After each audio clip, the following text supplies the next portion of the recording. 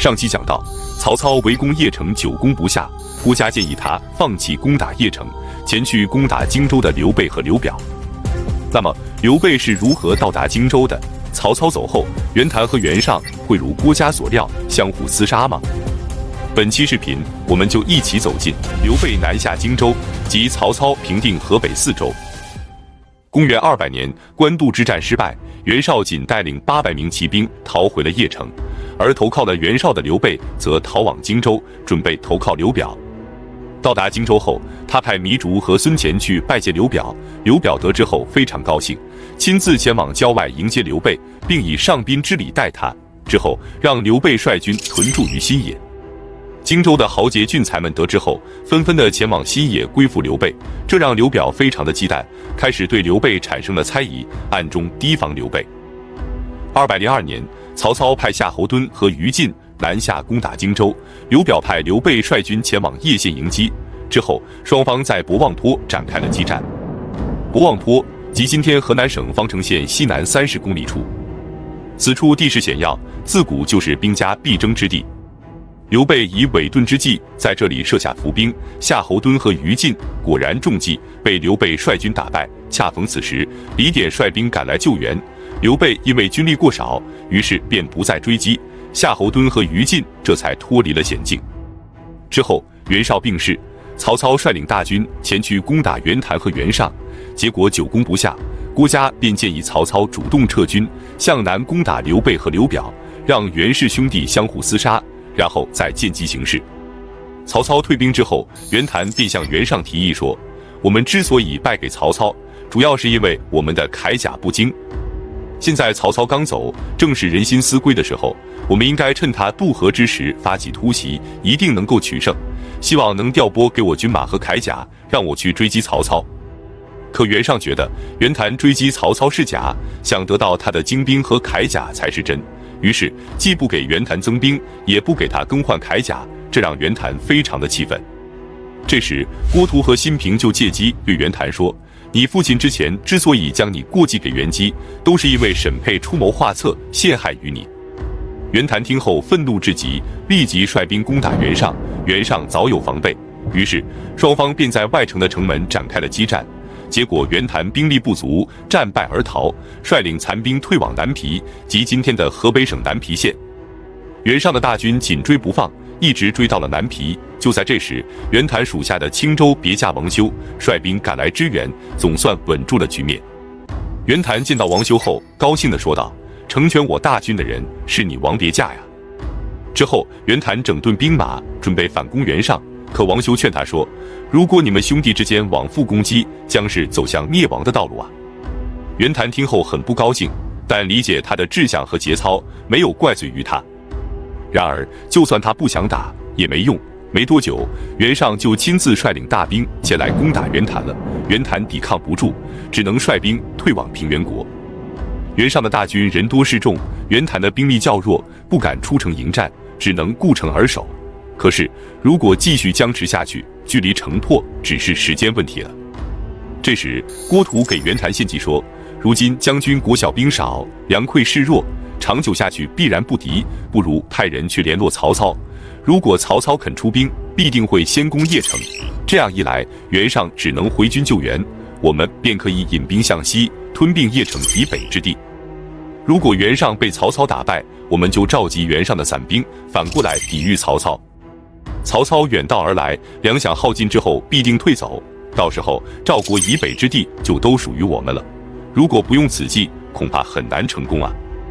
袁谭听后当即拒绝，一方面曹操是袁氏的宿敌，另外曹操本就对河北4州虎视眈眈，请他支援不是与虎谋皮吗？于是袁谭没有听从。随后的几天，袁尚的攻击异常的猛烈，袁谭实在是难以支撑。这时他昂首叹息，不得不重新考虑郭图的计谋了。他问郭图，派谁去联络曹操比较合适呢？郭图推荐了辛毗，于是袁谭便派辛毗前去求助曹操。此时是203年8月，曹操正在南征刘表，大军屯驻于西平，即今天的河南省西平县。辛毗一路奔波，终于到达了曹操的军营。然而他见到曹操后，却鼓动曹操应该趁机吞并河北。于是曹操决定再次北上前去攻打邺城。10月份，他率军到达了黎阳。袁尚得知曹操准备攻打邺城后，大惊失色，立即放弃攻打袁谭，引兵退回邺城迎击曹操。然而就在这时，袁尚属下的部将吕旷和吕翔背叛袁尚，率众投降了曹操。曹操立即给俩人封了侯。袁谭得知后，私自刻了2个将军印绶，交给吕旷和吕翔。俩人拿到印绶后，连忙交给了曹操。曹操看后笑着说道：“袁谭之所以这么干，是想让我去攻打袁尚，等到袁尚战败后，他再趁我军疲弊之时与我抗衡。可是他不想一想，如果我击败了袁尚，军心只会更加的强盛，怎么可能会疲弊，让他有机可乘呢？”但是为了能够进一步稳住袁谭，曹操将计就计，主动与袁谭联姻，让自己的儿子曹整迎娶袁谭的女儿。之后，曹操并没有去攻打邺城，而是返回了许都。到了2月份，袁尚见曹操并没有攻打邺城的迹象，于是留下苏由和沈沛镇守邺城，他自己则再次亲率大军去攻打袁谭。可是等他刚到达平原国，曹操就立即率军返回，前往攻击邺城。苏由此时驻守在环水边上，曹操大军到达后，苏由抵抗不住，只能投降。之后，曹操的大军便到达了邺城城下，对邺城发起了攻击，但依然是久攻不下。4月，曹操留下曹洪继续攻打邺城，他自己则亲率大军前往毛城，即今天河北省武安市杨邑镇，打败了袁尚的部将尹凯，阻断了通往上党郡的粮道。之后，他继续率军攻打邯郸，打败了沮授的儿子沮谷，阻断了幽州通往邺城的粮道以及援军。益阳县的县令韩范以及歙县县长梁齐得知后，不等曹操攻打，主动投降。至此，邺城的外围被曹操清扫完毕，邺城彻底沦为了一座孤城。曹操率军回到邺城后，挖掘壕沟，将漳水引入邺城，决水灌城。顿时间，邺城就变成了汪洋一片。数月之中，城中的军民饿死者过半。7月，袁尚率军回救，将大军驻扎在距离邺城17里的阳平亭。曹操得知后，率军包围了他的营寨。袁尚知道已经是在劫难逃了，于是派人向曹操请求投降，然而却遭到了曹操的拒绝。无奈之下，他只能趁夜突围，逃往了中山国。袁尚的部下千昭前往滨州，劝说滨州刺史高干迎接袁尚，可高干不但不愿意与袁尚联合，还准备刺杀千昭。千昭得知后，连忙逃出滨州，然而由于道路被阻，无法回到袁尚的军营，只能投降了曹操。经此一战，袁尚彻底失败，所有辎重都被曹操俘获。曹操命人拿着袁尚的印绶和节钺，招降邺城的守军。沈沛的侄子沈荣偷偷打开东城门，放曹军入城，邺城沦陷。曹操进城后，斩杀了邺城的守将沈沛。之后，他亲自前往袁绍的墓前哭拜祭奠，然后慰劳袁绍的遗孀，并将袁绍的家人和宝物都归还给了袁绍的遗孀刘夫人。袁熙的妻子甄姬当时也在邺城，由于她姿貌绝伦，被曹操的次子曹丕看中，于是便迎娶为妻。若干年后，生下了曹睿及后来的魏明帝。之后，曹操便开始营造宫殿，陆续将自己的大本营迁往了邺城。204年9月，汉献帝下诏任命曹操为冀州牧。再来看袁谭，他趁曹操围攻邺城之机，快速地攻取了甘陵、安平以及渤海和河间。之后率军去攻打袁尚的残兵，袁尚不敌，只能逃往固安，投奔了二哥袁熙。曹操得知后，写信怒骂袁谭违背盟约，决定与他断绝联姻，并将他的女儿送还给他。12月，曹操发兵平原国，袁谭自知不是曹操的对手，只能撤出平原，退守南皮。曹操趁机进入平原国，并收复了周边的诸县。205年正月，曹操率军进攻南皮，袁谭领兵迎战，双方从天亮一直打到中午，仍不能取胜。曹操亲自擂鼓助威，士卒们奋力搏战，终于攻下了南皮。袁谭骑马准备逃走，却被曹纯麾下的骑兵给斩杀了。之后，郭图也被斩杀，袁谭和郭图的妻儿也全被处死。至此，冀州和青州都被曹操控制，河北4州只剩下了滨州和幽州。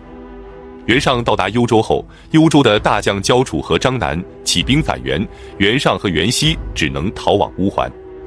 焦楚自称幽州刺史，举城归附曹操，至此幽州也被曹操控制。4月，黑山军首领张燕率领着10余万部众投降曹操。10月，滨州刺史高干也投降了曹操，曹操仍任命他为滨州刺史。之后，曹操进攻广平，即今天北京市密云区石匣村。高干见曹操后方空虚，于是举兵叛曹，并密谋袭击邺城。曹操派乐进和李典讨伐高干，高干退守湖口关，成功地抵挡住了曹军的进攻。206年正月，曹操亲率大军前来征讨。高干得知后，自知难以抗衡，留下部将夏昭和邓生守城，自己则逃往南匈奴，向匈奴单于呼出拳求救，但单于不敢收留，他只能逃往荆州。然而在途中被上洛都尉王衍给捕杀了。至此，袁绍的4州之地尽归曹操。207年，曹操回到邺城，大封功臣20多人。之后，为了彻底肃清袁氏的残余势力，他决定远征乌桓。那么，乌桓能够顺利攻下吗？我们下期接着讲述。本期视频就到这里，感谢观看，下期再见。上期讲到，曹操与袁氏兄弟大战，最终袁谭战死，袁尚和袁熙则逃往了3郡乌桓，河北4州之地尽归曹操。之后，曹操为了彻底肃清袁氏的残余势力，决定远征乌桓。那么，乌桓具体在哪里？3郡乌桓又是怎么回事呢？本期视频，我们就一起走进曹操远征乌桓及郭嘉英年早逝。乌桓是中国古代的北方游牧民族之一，属于东胡部落联盟中的一支。公元前206年，冒都单于将东胡打败，东胡其中的一支部落迁到了乌桓山附近，即今天内蒙古阿鲁科尔沁其北部以及希拉穆伦河流域。他们以山民为族号，定居了下来，从此便称其为乌桓。公元前119年，汉武帝将匈奴逐出漠南，乌桓部落臣服于汉朝，被迁到了5郡的塞外。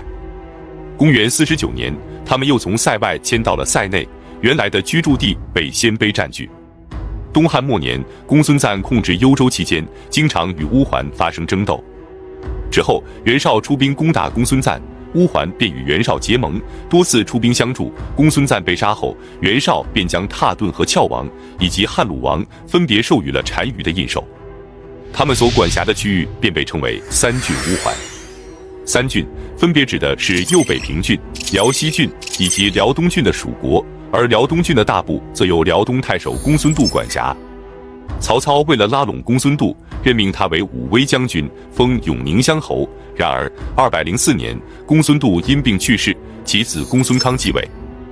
205年，袁熙和袁尚从固安逃往柳城，投奔了辽西郡的蹋顿单于。柳城即今天辽宁省朝阳县的原台子村。207年正月，曹操准备远征乌桓，可曹洪和张辽等将领认为袁氏兄弟以及乌桓不足为虑，刘备和刘表才是南方的大患。如果曹公北征乌桓期间，刘表派遣刘备攻击许都，可如何是好？可郭嘉却说，曹公虽然威震天下，但乌桓人自是地处偏远，必定不会防备。只要我们趁其不备，突然出击，定可将他们打败，4州的百姓也能归附我们。如果我们南征刘表，袁尚必定会依靠乌桓反攻，到时候4州百姓纷纷响应，恐怕青州和冀州就会沦为他人。至于刘表和刘备，则不必担心，刘表自知以他的才能无法驾驭刘备，因此重用刘备则担心不能控制，轻用则刘备不为其用，因此曹公无需担忧。于是曹操采纳了郭嘉的建议，立即下令发兵乌桓。随军的将领包括张辽、徐晃、张合、张绣、鲜于府、颜柔、曹纯以及谋士千招和郭嘉等人。大军到达邺城，即今天的河北沧州时，郭嘉建议曹操说：“我们千里行军偷袭敌人，兵贵神速，可现在辎重太多，行军过慢，敌人很快就能得知消息，做好防备。因此，不如留下辎重，轻兵突进，以达到出其不意的效果。”曹操采纳郭嘉的建议，命令大军轻装简行。5月，大军到达右北平郡的吴忠县，即今天的河北省玉田县。吴忠是通往辽西的要冲所在，乌桓得知后立即派遣大军前往驻守。然而此时正值盛夏，正好赶上了雨季，大雨连绵，道路泥泞，说浅不能通车马，说深不能载舟船，大军根本无法行进。一直到7月份，大雨依然不停。正在这时，田畴的出现打破了曹操的困境。田畴字子泰，吴中本地人。年轻的时候，他被幽州牧刘虞赏识，拜其为使者出使长安。等他回来后，刘虞已被公孙瓒杀害，他前往刘虞的墓前哭拜，公孙瓒便将他囚禁了起来。后来由于壮其志，将其释放。他回来后，率领着家族以及随从数百人，隐居于徐无山，治理农桑，数年间发展到了5000余户。他威望颇高，连乌桓和鲜卑都纷纷与其结交。袁绍和袁尚多次招纳他，但都被他拒绝。曹操控制冀州后，得知他的威名，派遣使者前去征召，田畴立即应召，面见曹操。曹操和他交谈后，非常欣赏他的才能，拜他为条县县令。但田畴并没有前去上任，而是跟随曹操远征乌桓。此时由于大雨无法行军，曹操便找来田畴询问对策。田畴便给曹操说，右北平郡之前的郡治在利平冈，所以曾有一条路是从卢龙塞出发，途经利平冈，通往柳城。虽然这条路已经断绝了200余年，但依然有小路可走。他建议曹操假装退兵，使乌桓军放松警惕，然后通过这条小路直逼柳城。曹操立即采纳田畴的建议，命田畴为向导，大军开始出发。他们穿越徐无山，到达了卢龙塞山口。泸水从卢龙塞穿过，他们便沿着泸水北上，途经今天的潘家口水库，走了500多里险地，终于到达了白潭，即今天承德县以西的滦河镇。然后继续向东，前往利平冈，即今天内蒙古宁城的右北平镇。之后他们穿过鲜卑草地，从老哈河的上游抵达了白狼山。白狼山位于今天辽宁省陵源县西南。就这样，他们如同天降神兵一般，出现在了辽西的大地上。直到大军抵达柳城以西不足200里时，乌桓才发现了这支大军。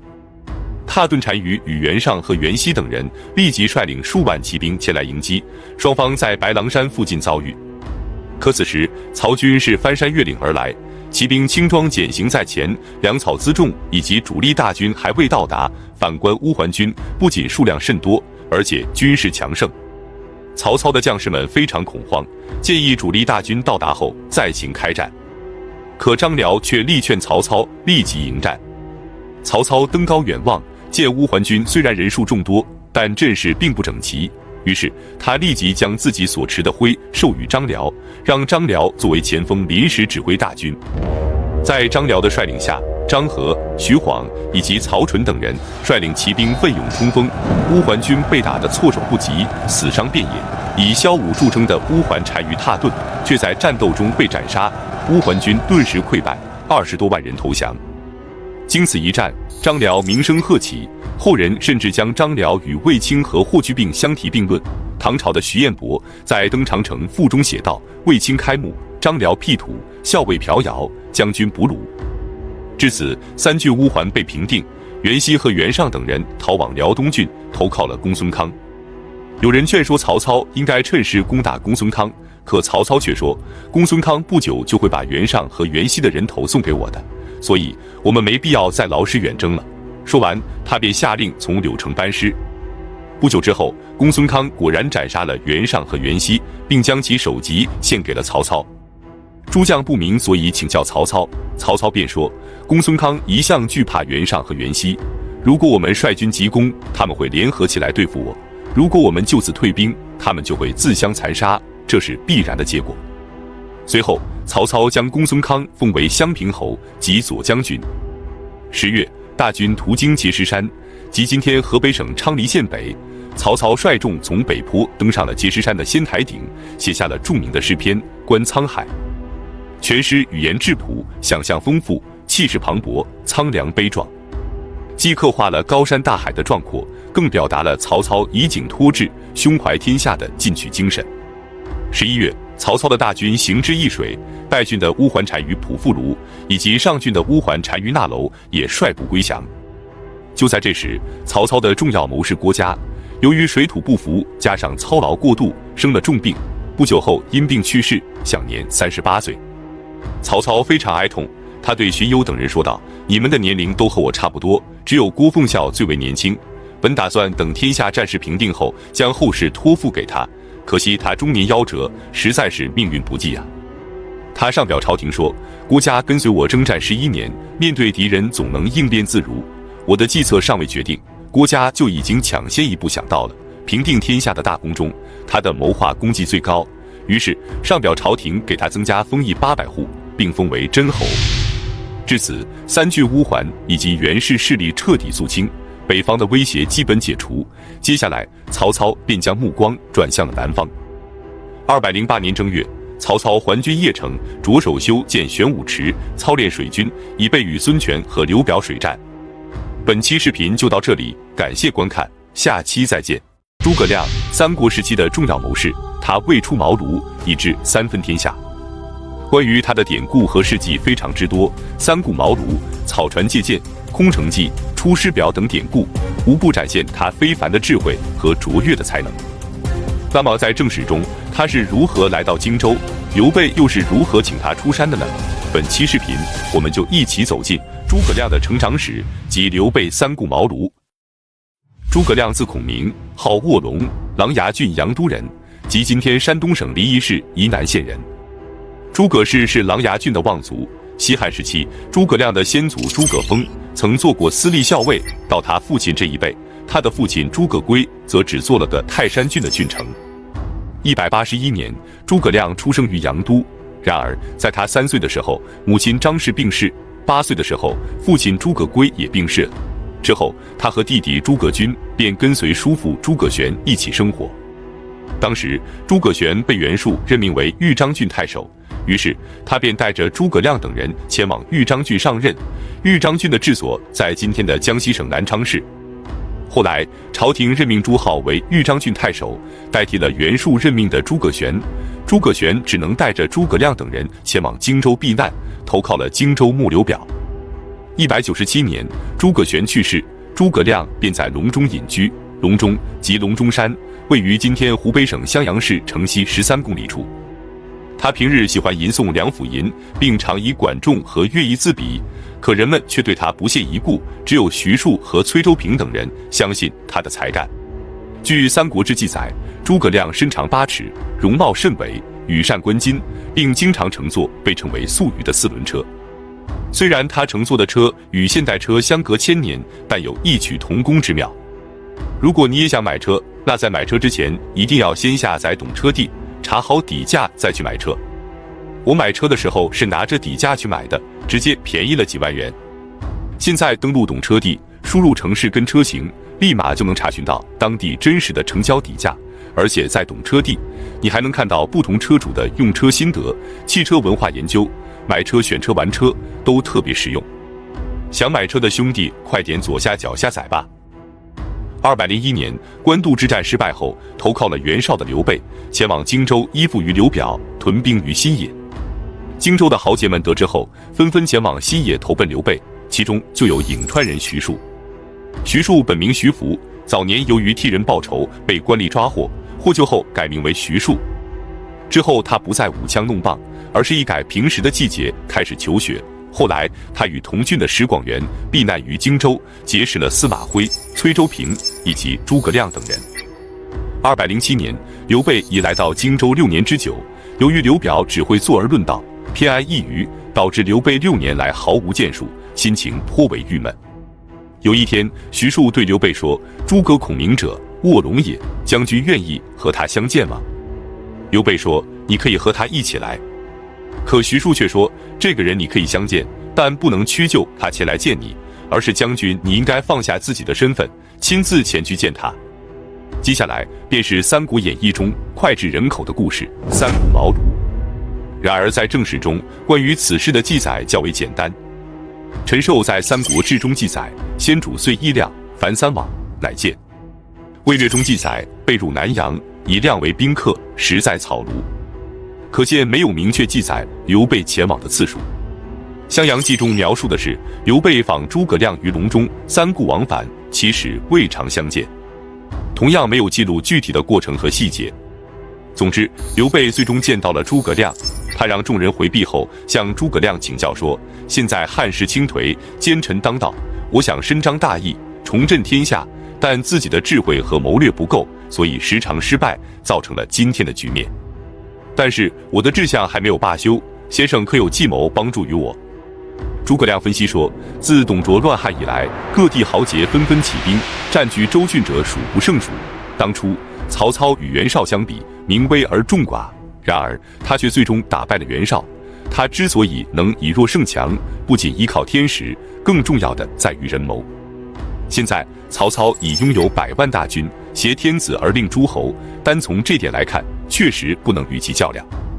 再看孙权，他占据江东，历经3世，凭借着地势险要，民众归附，而且任用贤能，所以对待孙权，你只可以把他作为外援，切不可有图谋之心。最后是荆州，北靠汉水和沔水，南连南海，东面与吴郡和会稽郡相连，西边和巴郡和蜀郡相通，是兵家必争之地。但是刘表并没有能力守住荆州，这正是上天资助于将军，将军难道没有占据的想法吗？益州地势险要，沃野千里，是天府之地，汉高祖刘邦凭借此地成就帝业。然而益州牧刘璋昏庸懦弱，任凭张鲁在北面占据汉中，虽然民因国富，但不知道体恤子民。益州凡是有智谋的人都渴望得到贤明的君主。将军既是汉室宗亲，义气和威望闻名于天下，而且求贤若渴。如果你能占据荆州和益州，凭借2州的险要之地，西面与戎族修好，南面安抚夷越，外结孙权，内修正理，一旦天下的形势发生变化，你就派出1员上将，率领荆州的大军向南阳和洛阳发兵。将军你亲自率领益州的军队从秦川出击，百姓谁敢不用竹篮盛着饭食，用壶装着酒来欢迎将军您呢？到时候将军称霸的事业定能成功，汉室的天下也必能复兴。这便是著名的隆中对，未出茅庐而知3分天下。刘备听后大喜，力邀诸葛亮出山相助，于是诸葛亮便出山入穆，跟随刘备来到了新野。刘备经常和他议论天下大事，关系也日渐亲密，关羽和张飞便感到不悦。刘备向他们解释说，我得到了孔明，就像鱼得到水一般，希望诸位不要再抱怨了。这一年，诸葛亮年仅27岁。就在诸葛亮出山的这一年，曹操平定了3郡乌桓，肃清了袁氏的残余势力，北方4郡基本平定。接下来，他便准备攻打荆州的刘表。刘表有2个儿子，分别是刘琦和刘琮。起初，由于长子刘琦与刘表长相相似，深得刘表喜爱。可后来，次子刘琮迎娶了刘表继室蔡夫人的侄女，蔡氏就爱屋及乌，开始喜爱刘琮而讨厌刘琦。另外，蔡氏的弟弟蔡瑁以及外甥张允被刘表重用后，也与刘琮亲近，而与刘琦为敌。刘琦深感不安，准备请诸葛亮帮他出谋划策。然而他数次请教诸葛亮，却都被诸葛亮婉言谢绝。有一次，刘琦与诸葛亮对饮之时，安排人将梯子撤走，然后他对诸葛亮说，现在我们2人向上到不了天，向下接不了地，话出你口，进入我耳，没有任何人能够知晓，现在可以说了吗？诸葛亮无奈之下，只好对刘琦说，你没有听过申生在国内导致祸患，重耳逃亡在外而获得生存吗？刘琦顿时明白，诸葛亮是想让他外出自保。